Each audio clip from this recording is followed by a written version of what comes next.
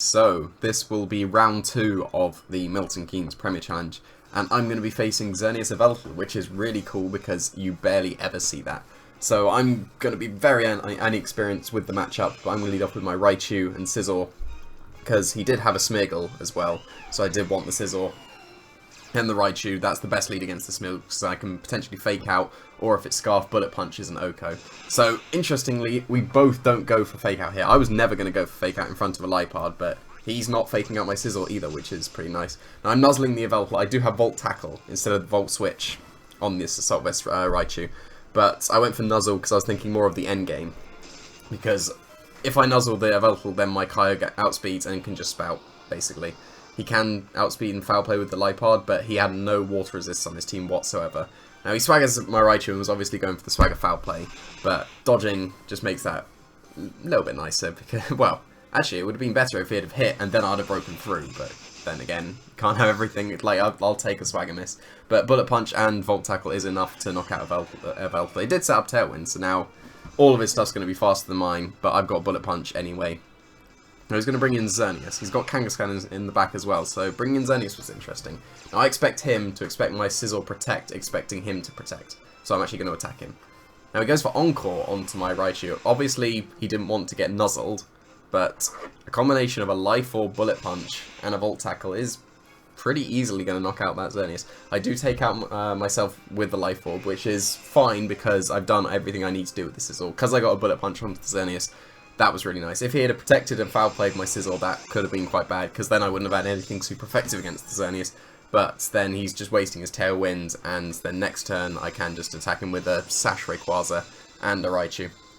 So it does get his Geomancy up, but it is for nothing, because I'm going to be able to take him out with the combination of the Bullet Punch and the Volt Tackle.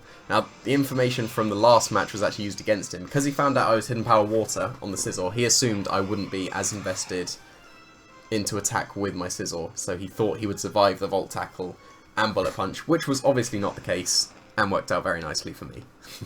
So I put the Lipard in extreme speed range, so I'm not that worried about it. I just need to take care of the Kangaskhan now.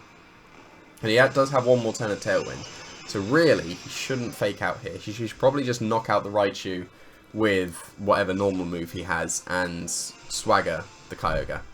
Like, that's just his best play. Swagger is annoying, but I can't really do anything about it at this point. I have to just risk it.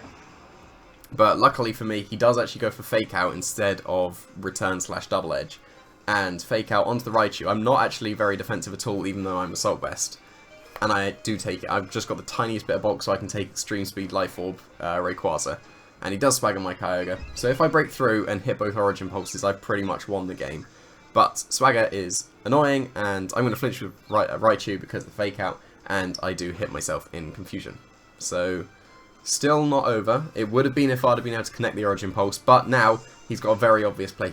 Because I'm Encored into Volt Tackle, he can freely Sucker Punch my Raichu, and because I'm +2 with my Kyogre, he can foul play my Kyogre. So Sucker Punch does go onto the Raichu slot, which is nice. I am very defensive, even though my HP stat doesn't imply that, but I do survive the foul play, which is very nice. So, do hit myself again, but don't knock myself out, so that's really big.